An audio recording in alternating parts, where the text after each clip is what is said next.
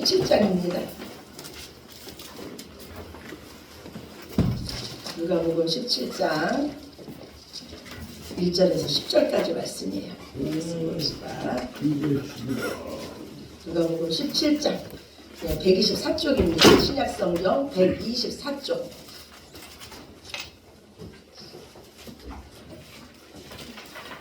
누가복음 17장 1절에서 10절까지 말씀 우리 다 찾으셨으면 교독하시겠습니다. 예수께서 제자들에게 이르시되 실족하게 하는 것이 없을 수는 없으나 그렇게 하게 하는 자에게는 화로다. 그가 이 작은 자 중에 하나를 실족하게 하신데 차라리 연자들이 그 목에 매어 나라에 건너지는 것이 나으리라. 너희는 스스로 조심하라. 만일 내 형제가 죄를 범하거든 경고하고 회개하거든 용서하라. 만일 하루에 7번이라도 내게 죄를 짓고 7번 내게 돌아와 내가 회개하노라 하거든 너는 용서하라 하시더라. 사도들이 주께 여짜오되 우리에게 믿음을 더하소서 하니 주께서 이르시되 너희에게 여자시간 하나만 믿음이 있었더라면 이 봄나무더러 우리가 꼽혀 바다에 심기어라 하였을 것이요 그것이 너희에게 순종하였으리라. 너희 중 누구에게 밭을 갈거나 양을 치거나 하는 종이 있어 밭에서 돌아오며 그더러 곧 와 앉아서 먹으라 말할 자가 있느냐. 도리어 내 먹을 것을 준비하고 띠를 띠고 내가 먹고 마시는 동안에 충족되고 너는 그 후에 먹고 마시라 하지 않느냐. 명한대로 하였다고 종에게 감사하겠느냐. 이와 같이 너희도 명령받은 것을 다 행한 후에 이르기를 우리는 무익한 종이나 우리가 하여야 할 일을 한 것뿐이라 할지니라. 아멘. 예. 오늘은 우리가 어버이 주일로 예배를 드립니다. 부모님의 은혜는요 무엇으로도 다 갚을 수가 없어요. 예. 그냥 나이가 들면 들수록 그게 더 뼈에 사무치는 것 같아요. 예, 저희가 그냥 뭐 부모님 감사합니다 작은 성의 표시를 하지만 그걸로는 어떻게 부모님의 사랑을 우리 자녀들이 다 갚을 수가 있겠습니까? 그래도 1년에 한 번 우리가 어버이 주일로 이렇게 해서 다시 부모님을 기억하게 하시는 하나님께 감사드립니다.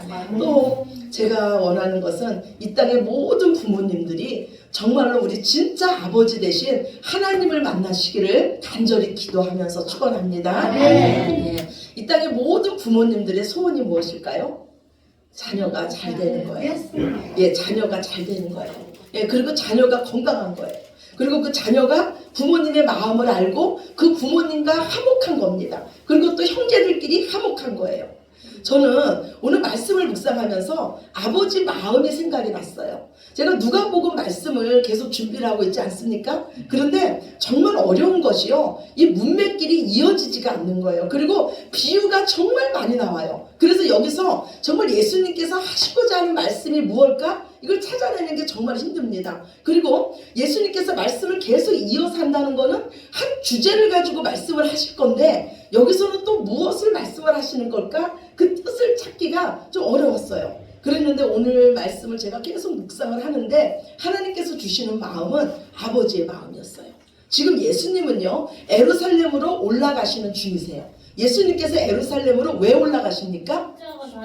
그렇죠. 죽으시러 올라가요. 그 자녀된 우리를 살리시기 위해서 우리 대신 죽으시러 올라갑니다. 만약에 제가 죽으러 올라가는 길이라면, 만약에 제가 죽음을 앞두고 있다면 저는 제 사랑하는 자녀들에게 무엇을 하고 말할까 한번 생각해 봤어요. 저는 아마 이렇게 말할 것 같아요. 형제끼리 화목해라. 너희 형제 중에서 혹시 너무 힘든 형제가 있다면 너희는 반드시 도와야 된다. 네 일처럼 도와야 된다. 너희는 하나다. 이것이 내가 가장 기뻐하는 일이고 하나님께서 기뻐하는 일이다. 저는 이렇게 말할 것 같아요. 분명히요 부모님의 사랑과 형제 사랑은 다릅니다.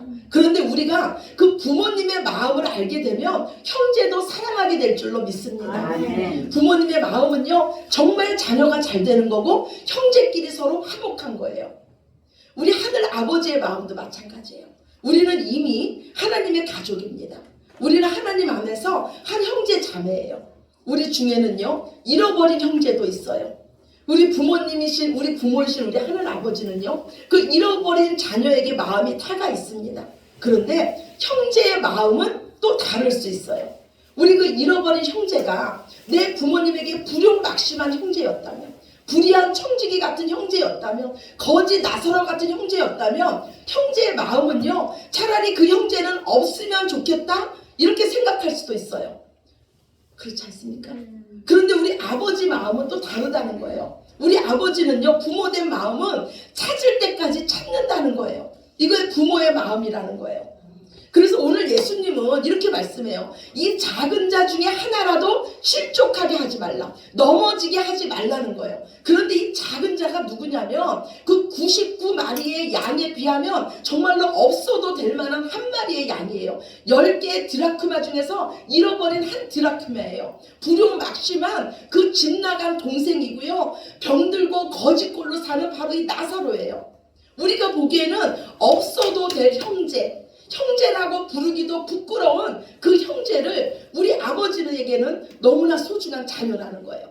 그래서 이 작은 자 하나라도 너희는 실족하게 하지 말라고 말씀해요.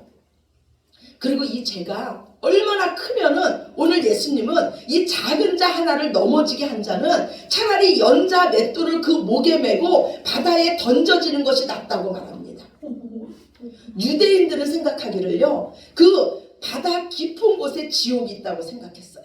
그래서 지금 예수님의 말씀은 이 땅에서 죽는 거가 끝나는 게 아니고 영원한 지옥에 빠지는 것보다 이거는 더 큰 죄라고 말씀하고 있습니다. 이어서 예수님은 무슨 말씀을 합니까? 내 형제가, 이 지극히 작은 자가 누구래요? 내 형제라는 거예요. 내 형제가 죄를 범하거든 경고하고 회개하거든 용서하라는 거예요. 여기까지는 저도 할 수 있을 것 같아요. 죄를 범하거든 경고하고 그가 와서 잘못을 빌면은 용서할 수 있어요. 그런데 예수님은 그 이후에 무슨 말씀을 하냐면 하루에 7번이라도 내게 죄를 짓고 다시 와서 내가 용서를 빈다 하면 또 용서하라는 거예요. 죄를 범하면 경고할 수 있어요. 몇 번은 용서할 수 있습니다. 그런데 하루에 7번이에요.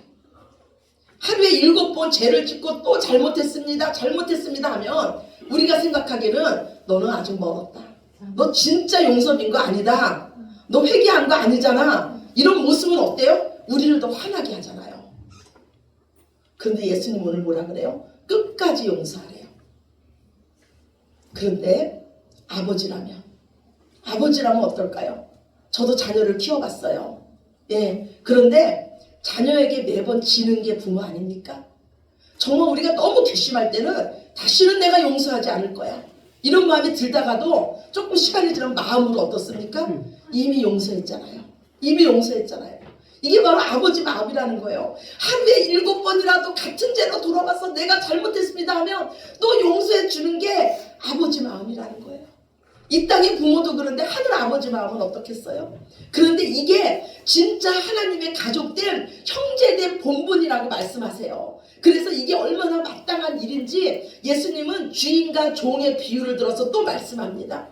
예수님 당시에요, 종은요 사람이 아니었어요. 노예는요 사람 취급을 받지 않았습니다. 노예는 집에서 기르는 가축과 똑같았어요. 시장에서 사고 팔리는 존재가 이 노예였어요.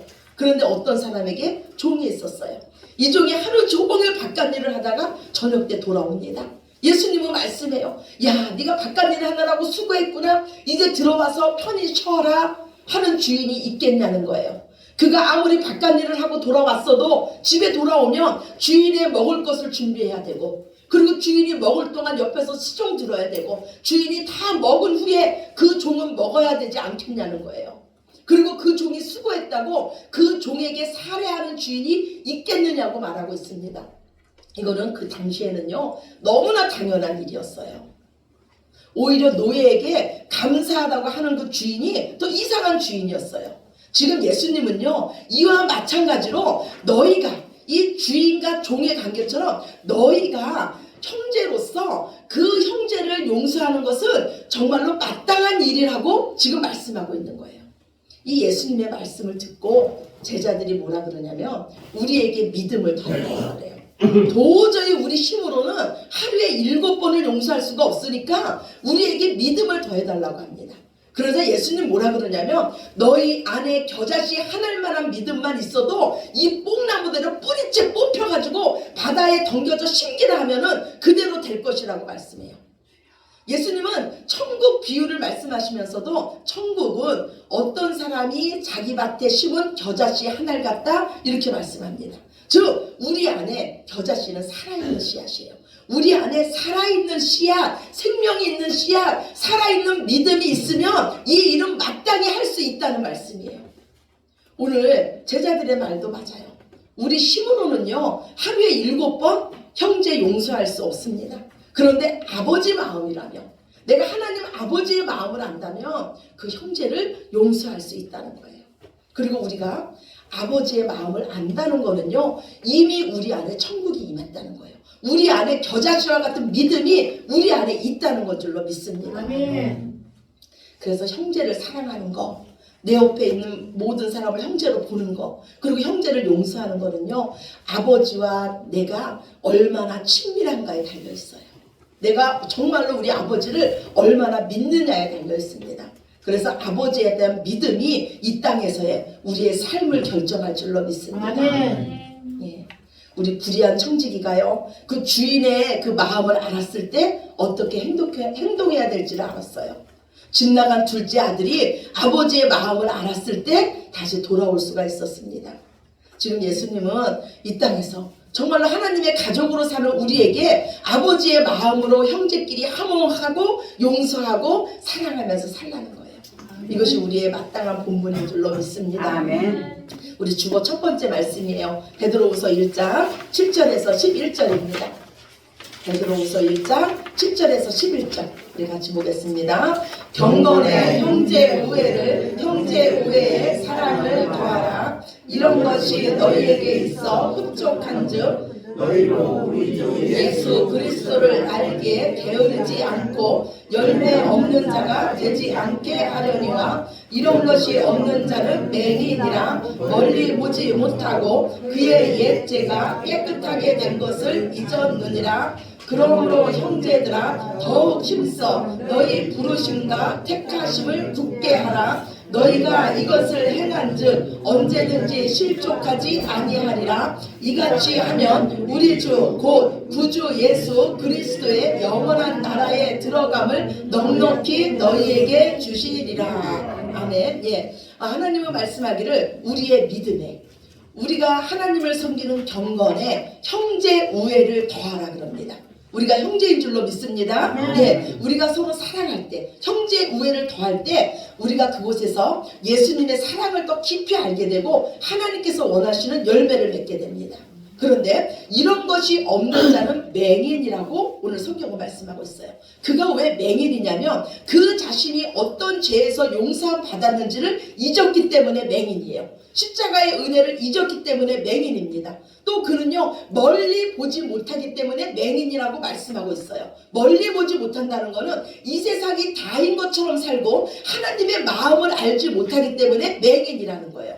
그런데 오늘 말씀을 보니까 하나님 아버지의 마음으로 살고 그 마음을 아는 자는 실족하지 않는다고 말씀해요. 하나님의 마음으로 사는 자는요 지극히 작은 자 때문에 넘어질 일이 없습니다. 이해되지 않는 자 때문에 넘어질 일이 없어요. 왜냐하면 우리 마음이 하나님의 마음으로 넓어졌기 때문인 줄로 믿습니다. 아멘. 이런 자는요 연자 맷돌을 목에 메고 바다에 던져지는 자가 아니라 넉넉히 하나님 나라에 들어가는 자인 줄로 믿습니다. 아멘. 이어서 예수님은요 또 아버지의 마음을 드러내는 비유 말씀을 또 하세요.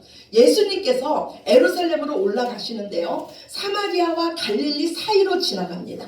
유대인들은요 사마리아 땅을 밟지 않았어요. 사마리아 땅을 부정하다고 생각했어요. 사마리아를 이방인의 땅이라고 생각했습니다. 그래서 사마리아 땅을 직통으로 가는 사마리아 땅을 밟지 않고 변두리로 돌아서 가시는 거예요. 그런데 그 변두리는 주로 어떤 사람이 살았냐면 마을에서 부정하다고 쫓겨난 자들이 살았어요. 나병 환자들의 집성촌이 그 변두리에 있었어요. 예수님께서 이곳을 지나가시는데 나병 환자 10명이 예수님께 소리를 칩니다. 예수 선생이여 우리를 불쌍히 여기소서. 예수님께서 그들을 보시고 제사장에게 가서 너희 몸을 보이라고 하세요. 당시 나병은요, 하나님께서 내리신 병이라고 생각했어요. 하나님의 진노, 하나님의 저주의 병이라고 생각했습니다. 그래서 이 병의 완치 판정은 의사들이 내리는 것이 아니라 제사장이 내렸어요.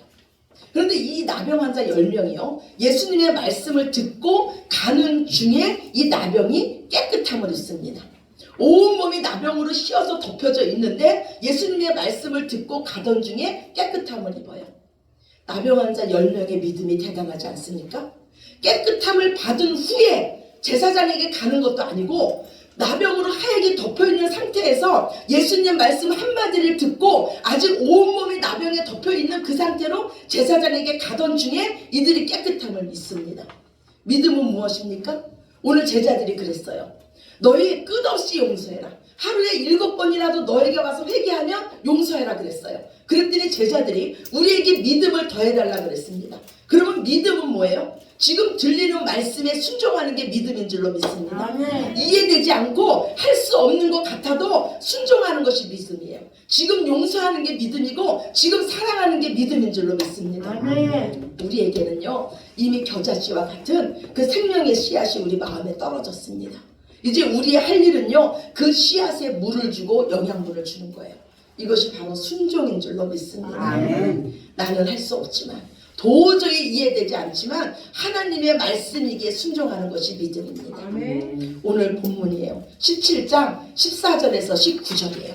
우리가 읽진 않았지만 한번 봅시다. 17장 14절에서 19절 말씀 같이 보시겠습니다. 보시고 이르시되 가서 제사장들에게 너희 몸을 보이라 하셨더니 그들이 가다가 깨끗함을 받은지라. 그 중에 한 사람이 자기가 나은 것을 보고 큰 소리로 하나님께 영광을 돌리며 돌아와 예수의 발 아래에 엎드려 감사하니 그는 사마리아 사람이라. 예수께서 대답하여 이르시되 10사람이 다 깨끗함을 받지 아니하였느냐? 그 9은 어디 있느냐? 이 이방인 외에는 하나님께 영광을 돌리러 돌아온 자가 없느냐 하시고 그에게 이르시되 일어나 가라. 내 믿음이 너를 구원하였느니라 하시더라.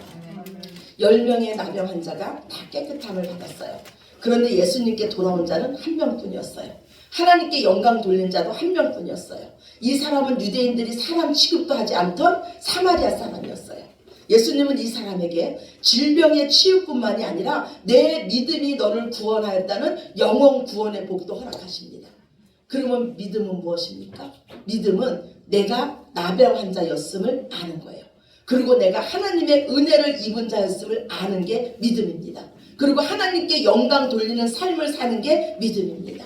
믿음은요, 내가 하나님의 저주 아래 있었던 것을 알고 나를 깨끗하게 씻어주시고 구원하신 하나님의 은혜를 알고 하나님께로 돌아오는 것, 그 은혜, 그 사랑, 하나님의 영광을 위해서 사는 것이 믿음인 줄로 믿습니다. 아멘. 오늘 예수님은요, 나머지 9은 어디 있느냐고 물으세요. 저에게 이 말씀은요, 또 하나의 도전으로 왔어요. 예수님은 지금도요, 잃어버린 그 9을 찾고 계세요. 지금 우리 옆에 그 9이 있습니다. 하나님의 갚을 수 없는 그 은혜를 받았고 하나님의 큰 사랑을 받았고 하나님의 진노 아래 있던 자가 정말로 하나님의 그 축복 아래로 왔는데도 여전히 하나님의 마음을 알지 못하고 여전히 그 사랑으로 살지 못하는 그 9이 여전히 있다는 거예요. 어쩌면 그 9이 우리일지도 모릅니다. 예수님은 믿음을 말씀하시면서 겨자씨의 비유를 말씀하셨어요. 겨자씨가요, 열매를 맺으려면 어떻게 해야 됩니까? 심어야 되죠. 맞아요. 심어야 돼요. 지금은요, 우리가 사랑으로 심고 용서로 심어야 되는데요. 우리가 사랑하다가 용서하다가 왜 실족합니까? 왜 넘어집니까? 금방 보이지 않기 때문이에요. 내가 사랑했는데 왜 여전히 그 모양이야? 내가 용서했는데 왜 여전히 그 모양이야? 금방 보이지 않기 때문이에요. 그러나 우리는 미련한 자들이 아니에요. 농부가 봄에 씨앗을 심으면 금방 열매 맺지 않는다고 그 씨앗을 팍버립니까? 아니에요. 농부는 기다리는 거예요. 가을 추수 때까지 기다리는 거예요. 우리는 심는 거예요. 우리는 아버지의 마음으로 사랑으로 심고 용서로 심고 순종으로 우리는 심기만 하면 되는 거예요. 그러면 자라게 하시는 이는 우리 하나님 아버지신 줄로 믿으시기 바랍니다. 아멘. 아멘. 오늘 누가복음 17장 20절에서 21절이에요. 17장 20절에서 21절입니다.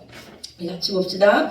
바리새인들이 하나님의 나라가 어느 때에 임하나이까 묻거늘 예수께서 대답하여 이르시되 하나님의 나라는 볼 수 있게 임하는 것이 아니요 또 여기 있다 저기 있다고도 못하리니 하나님의 나라는 너희 안에 있느니라. 아멘 아멘. 겨자씨와 같은 하나님의 나라가 이미 우리 안에 이루어졌습니다.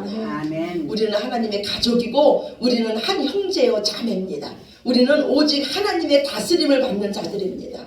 정말 아버지의 마음을 알고 그 아버지의 마음으로 이 땅에서 지극히 작은 자라도 내 형제로 보고 내 가족으로 보고 정말 하나님께서 가장 기뻐하시는 형제 우애로 사시는 저와 여러분이 되시기를 예수님의 이름으로 축원합니다. 아멘. 아멘 아멘. 우리 기도합시다.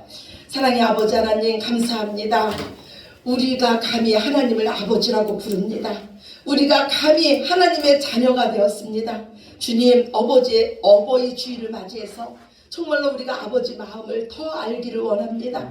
지금도 아버지는 우리를 하나님의 사랑으로 하나님의 그 용서하심으로 우리를 구원해 줬듯이 내 사랑으로 너희도 서로 사랑하고 내 사랑으로 너희도 서로 용서하라고 합니다.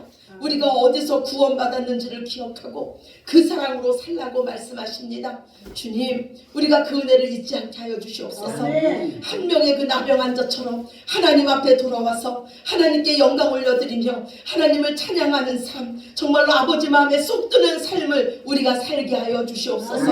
우리 옆에 있는 그 지극히 작은 자를 내 가족으로 맞아들이게 하여 주시고 그들을 아버지의 사랑으로 품을 수 있는 저희들 모두 되게 하여 주시옵소서. 감사드립니다. 오늘도 다시 우리에게 귀하신 말씀 들려주심에 감사드리고 그 말씀대로 살 힘을 그 믿음을 허락하여 주셨으니 감사합니다. 많이 심고 많이 거두는 저희들 다 되게 하여 주시옵소서. 모든 영광 아버지께 올려드리며 사랑이 많으신 예수님의 이름으로 기도드렸습니다. 아멘.